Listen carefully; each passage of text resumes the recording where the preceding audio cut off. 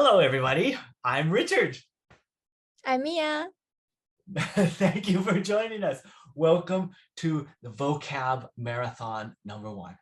Today, we are going to introduce you to 4 of the terms and phrases from your first reading article for this week. So, I am Richard Tai. I'm an instructor here at Tsuda. I've been teaching here for, oh my gosh, quite a few years. Hopefully some of you know me. And my assistant today is Mia. Yes, hello, I'm Mia. I'm a third-year student at the university. Nice to meet you all. All right, let's get started. Let's take a look at the terms that we're going to talk about today. Today's words and phrases. The first phrase that we're going to talk about is using a with an adjective and the word decline. Okay, the second one that we're going to look at today is the phrase sift through. The third word is the word partisan. And the fourth word is the word mitigate. So, Mia, could you introduce us to our first phrase? Sure. Our first phrase is a plus an adjective plus decline. And we see the definition here.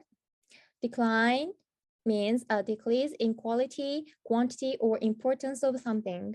And here is a question. So, Mr. Tai, is the word decline a verb or a noun? That's a good question. Thanks, Mia.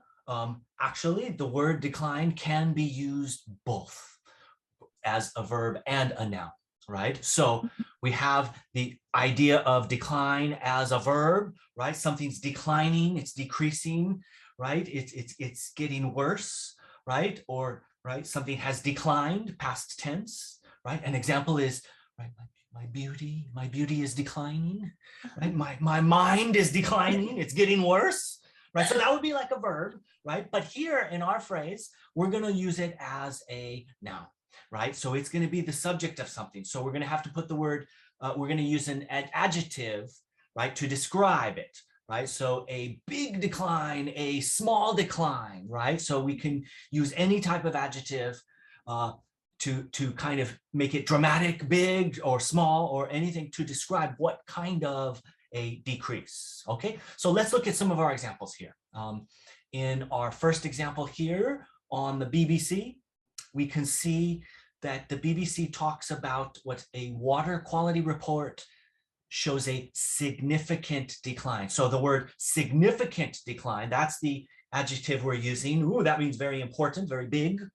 Big decline in lake water quality, which means that the water quality has become very, very dirty, right? A decline in the quality is going down, right? A sharp decline, that means it's becoming bad.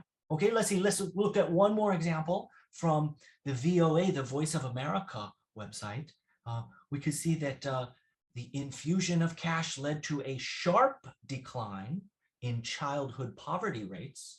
So a sharp decline, sharp like scissors, right? So here we don't mean like scissors, we mean sudden, right? A sudden decline is a sharp decline. So the poverty rate suddenly declined. Quickly, poor people got some money, basically, stopped being poor. So very suddenly, there were less poor people. I see. Okay, let's move forward. Can you introduce our next term? Of course, we want to talk about sift through. Here we have a picture. This is called furui in Japanese. Mr. Tai, why is the picture here? What did you say the name of this is called in Japanese? Furui. Furui. Okay. In English, this is called a sifter. A sifter. Sifter. Yeah, so it's that same word. Sift is a verb. But that thing is called a sifter with an ER. Like when you make a cake or make cookies, you sift the flour, right? So keep that in your mind that you've got like the powder we're sifting through, and we're shaking it up and we're looking through lots of powder. Mia, could you read the definition of the phrase sift through? Of course, the definition is to examine if information, documents, etc. carefully in order to find something out or decide what is important and what is not. We said that thing is called a sifter, and we had the idea of like of flour and things like that. But here, sift through, we're not talking about that. We're talking about like documents or information, right? So sifting through is we're looking through lots of different documents or information, trying to find something that is important or not important. So that idea, let's look at some examples. Our first example comes from the Voice of America. And here we go. Sift through the data to see what is this? University applications. So universities have to sift through all of the data to find out who are the best people to join their college. Let's try one more example. From the Japan Times, town officials have started to sift through the public documents. Again, looking through lots of different papers, looking for specific information. Okay, Mia, could you go ahead and introduce the next term for us? Sure. The next word is partisan. Mr. Tai, could you answer this question? Is this word related to party? Yes, that's a good question. I'm glad you asked that. And yes, it is. We can see that it originates from the French word, right? And it comes from Italy, right? European. We can see that a good idea, a good way to think of it is like the word citizen, right? Is a person from the city, right? Citizen, right? So a partisan is a person of the party. Okay, so Mia, could you go ahead and read the definition of the word for us? Of course, here is the definition: strongly supporting a particular political party, plan, or leader, and usually without considering the other choices carefully. Okay, good. So as we can see here, being a partisan means that you're a little bit biased towards your party. Biased. Why? Biased. Yeah. Well, we can see in that definition right there at the end, right, that you support your own party, usually without thinking about other choices carefully. So not critical thinking, right? It's my party is correct. So you're going to be biased. A partisan chooses for my party and they don't choose for the best choice. Does that make sense? Okay. Let's look at some examples. Our first one here, Biden to nominate a Black woman to the Supreme Court. Biden, the Democrats want to have a Black woman on the Supreme Court, but the Republicans don't want to do that. The Republicans are very partisan, right? So anything Biden wants to do, his party wants to do, the Republicans, their mind is partisan.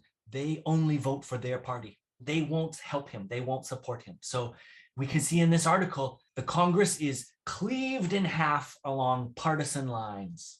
Partisan lines. So the Congress or the Diet, right? It's cut in half on the partisan lines, the Democrats and the Republicans. It's divided. It's divided. So being a partisan is being a kind of a bias, right? You're biased towards your side. It's a negative situation. It can be negative, but if you're a political person, many of them are, right? It's a strategy. It's a strategy of politics, right? I understand. Yes. Okay, there's one more example here, and it's a similar idea. It's also, this is about from the Irish Times. If Italy's president was elected in a partisan way, the ruling coalition is over. So what that would mean is in Japan, Jiminto and Komeito have a coalition, right? Together they're powerful. But if they voted on partisan lines and they divided, they lose their power. So that's what this last article is kind of talking about, it that the president will lose their power. Okay, let's go to our last term. Could you introduce that one for us, Mia? Yes, the last word is mitigate. The definition of mitigate is as follows: to make a situation or the effects of something less unpleasant, harmful, or serious. So mitigate is a bit of difficult word. And do you know any synonyms for it? Well, take a look at this slide here. I've got a list of some synonyms here of the word mitigate.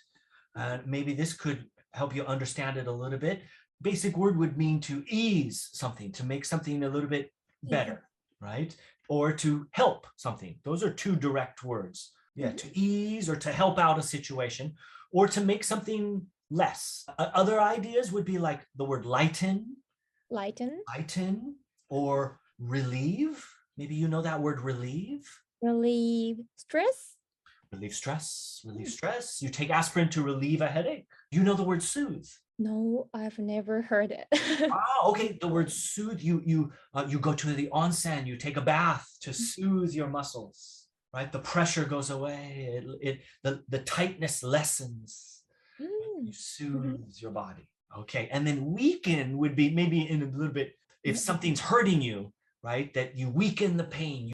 So all of these kind of mean to reduce something negative, reduce some pressure, or reduce something that's hurting you, right? Oh, I see. Or damaging you. So let's look at the examples from the VOA. Here we have an example of what it says: mitigate civilian harm. The experiences, America's experiences in Afghanistan and Iraq, provide an opportunity to learn lessons and mitigate civilian harm. That means lessen the damage to people. It's a good thing. It's a good thing. Civilian harm. Lessen civilian, make sure that less civilians are harmed.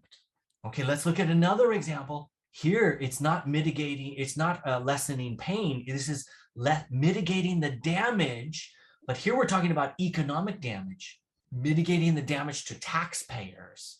So taxpayers maybe have to pay a price for some scandal or something. To mitigate the economic damage would mean reduce the amount of payments taxpayers have to pay. In both cases, lessen something that's hurting us, economic damage or physical damage.